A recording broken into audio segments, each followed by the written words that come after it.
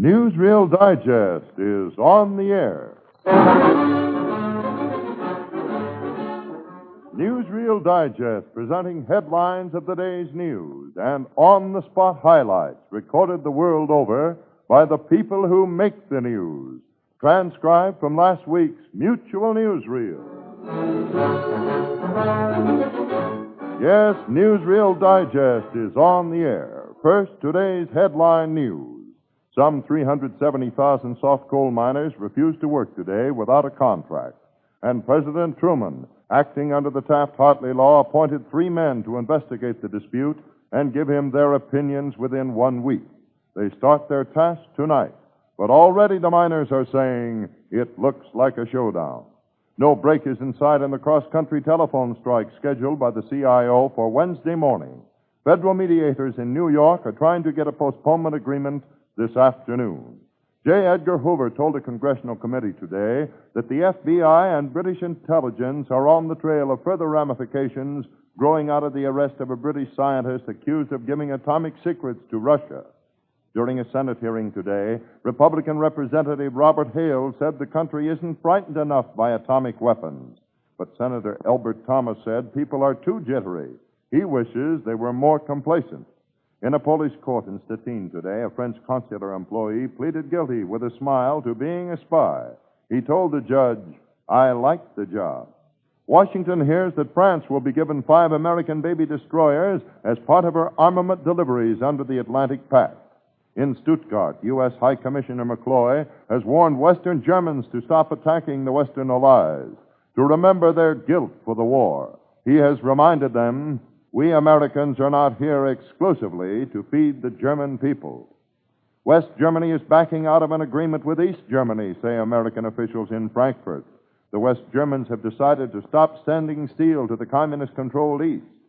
There was a fire today at a big oil refinery in East Chicago, Indiana. A company spokesman announced that the fire was under control and that nobody was injured. In Los Angeles, a rival mob tried again during the night, this was the 6th time, to kill California's gambling czar, Mickey Cohen. They got past the dogs and they got past the radar to bomb and tear apart Cohen's $100,000 house. But they didn't get Mickey. So much for today's top developments. Now for the highlights from last week's Mutual Newsreel, which Mondays through Fridays brings you on-the-spot developments by the people who make the news. From where it happens, you hear it happen. Newsreel Highlight, Monday, January 30th, 1950.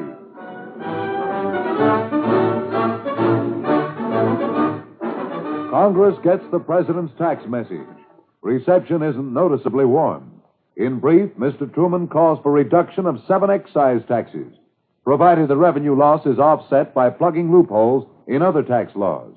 He wants to revise corporation, estate, and gift levies to bring in an extra $1 billion. Here's the reaction of New York Congressman Leonard Hall, who is chairman of the Republican Congressional Campaign Committee. The president's tax message is an insult to Congress. He tells the representatives and the senators that if they do not pass an excise reduction bill that meets his approval, he will promptly veto it.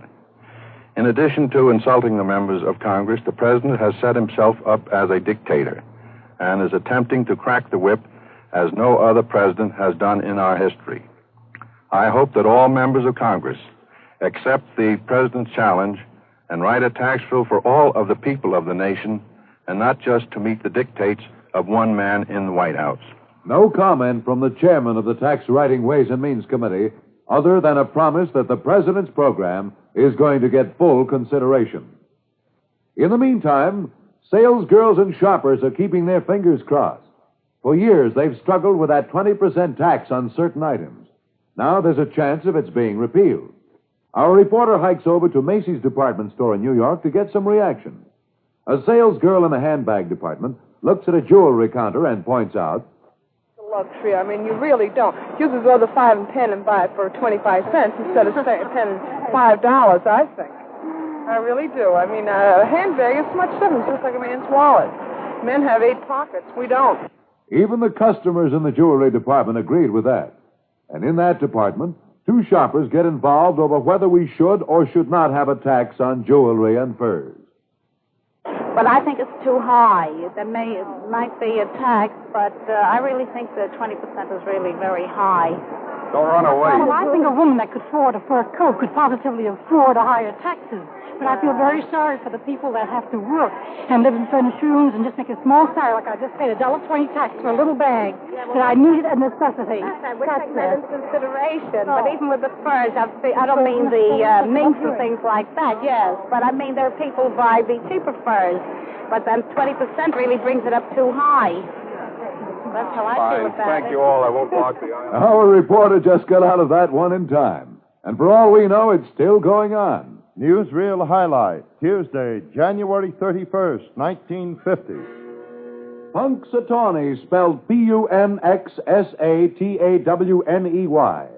Punxsutawney is a town in northwestern Pennsylvania. About 9,000 people live there. Some Hollywood movie producers put out a film about a Punxsutawney, and they put their Punxsutawney in West Virginia, which doesn't even have a Punxsutawney. This brings up a situation which has Pennsylvania Congressman Leon Gavin pretty mad. Now everyone knows that there is no such place as Punxsutawney, West Virginia. And I understand that West Virginia is working up a lot of ballyhoo trying to change the name of some village down there so that they might have legitimate claim to the film's first appearance. Pardon me, Congressman, but is it legal for any state to regard that it has I want to register objection to West Virginia's effort to grab the fair name and fame of Punxsutawney, Pennsylvania. The only Punxsutawney that is in existence anywhere is Punxsutawney, Pennsylvania, a town well known to every American. Punxsutawney is the home of that great prognosticator of the weather, the groundhog. Excuse me, Congressman, but it sounded like you said groundhog. Now, does the groundhog You will hear from him on February 2nd, Groundhog Day. I am presenting herewith a letter received from the Punxsutawney Chamber of Commerce, directed to the Copyright Office of the Library of Congress, requesting necessary forms and applications for copyrighting the name of Punxsutawney to protect the name against the infringement of those who would like to reflect in the glories of that great groundhog city, Punxsutawney, Pennsylvania. Punxsutawneyans are peaceful, law-abiding citizens. But one more hostile move like that on the part of West Virginia, and they're likely to break off diplomatic relations. Now a moment for an important message for all Americans. What do you want most in life? Maybe it's a good job, good health, a home, and a family. But above all, you want security. Yes, everyone wants security, and the wise man will make his future secure by preparing for it, by saving automatically, systematically, week after week, by buying United States savings bonds. In just 10 years, you get back $4 for every $3 you put in. That's a substantial dividend from a safe, guaranteed investment. It's a perfect way to give that youngster of yours a college education or assure yourself of a comfortable retirement without financial worry. So join the payroll savings plan where you work or use the systematic bond-a-month plan at your bank. And when you can, buy an extra bond at any bank or post office and make your future extra secure. Remember, today is yesterday's tomorrow. Make your tomorrow secure today. Buy United States savings bonds now. Newsreel Highlight, Wednesday, February 1st, 1950.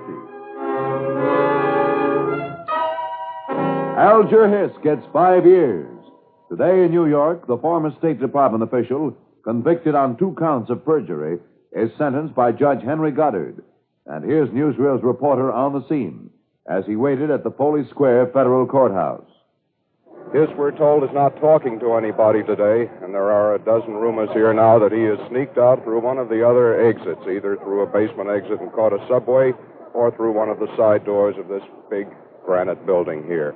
The scene of the communist trial, the scene now of the Judith Copeland trial, and the scene today of Alger Hiss's sentencing to 5 years in prison on each of the counts to run concurrently. In other words, a term of 5 years. We understand that he has secured a $10,000 bond, which will mean freedom for him pending an appeal of the case.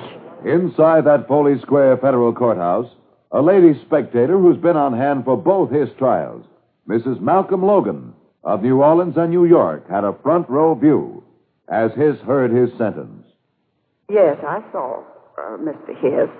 He was very pale, tense, and taut, and as the judge pronounced sentence, he raised his chin just a little higher as if to say, I can take it. But Hiss's attorney, Claude Cross, already plans an appeal of that sentence. Mrs. Logan says Cross was quick to speak up. He made a statement in court that he was going to appeal the case and suggested that he, as a good American, still believed in Hiss and that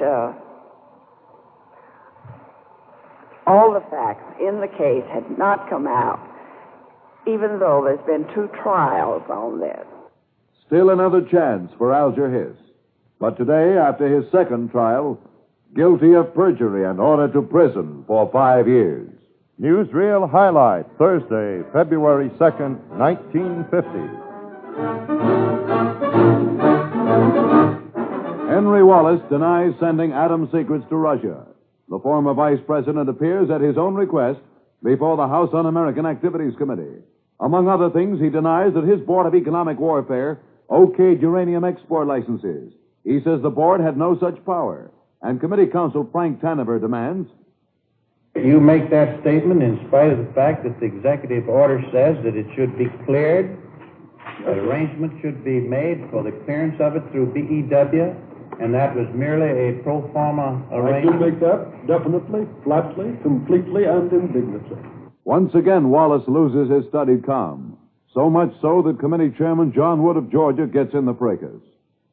As the wartime vice president of the United States, I feel very deeply on this subject, and I think that I did a good job. And this kind of questioning, I think, is not helpful. The response that's just been made to the question, Mr. Wallace, is an improper response, and I'm going to have it stricken from the record in a reflection that you undertake to make on the policy of this committee. It will be stricken from the record.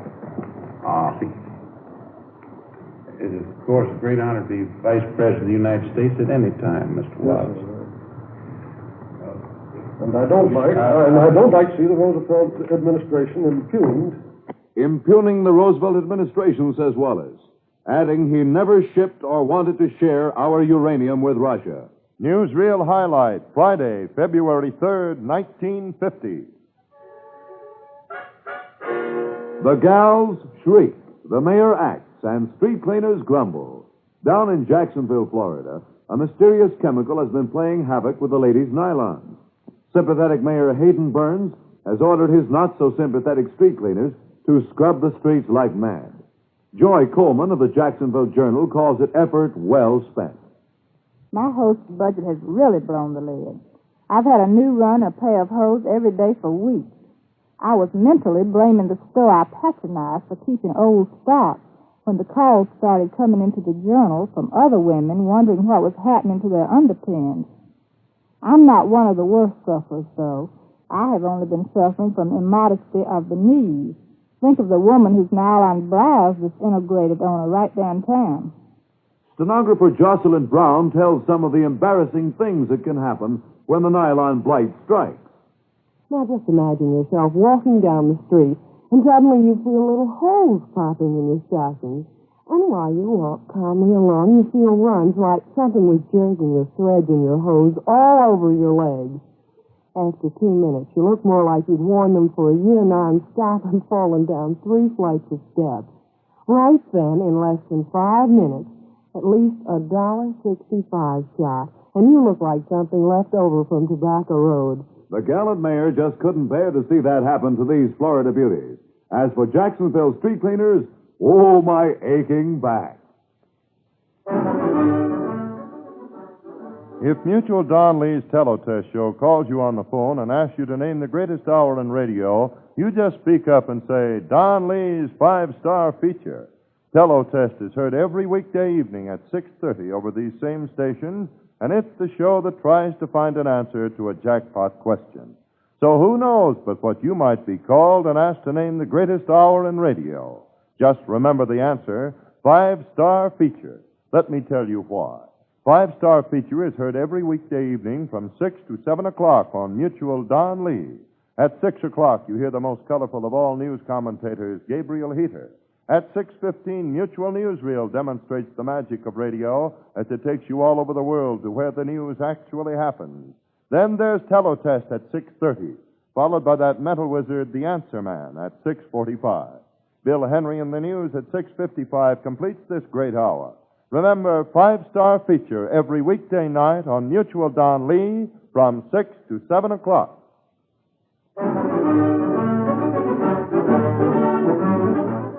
You've been listening to Newsreel Digest, presenting headlines of the day's news and on-the-spot highlights recorded the world over by the people who make the news, transcribed from last week's Mutual Newsreel. Listen to Mutual Newsreel over this station each evening, Monday through Friday, at 6:15. Then, for the highlights of the week from where it happens, you hear it happen, listen to Newsreel Digest. This is the Mutual Don Lee Broadcasting System.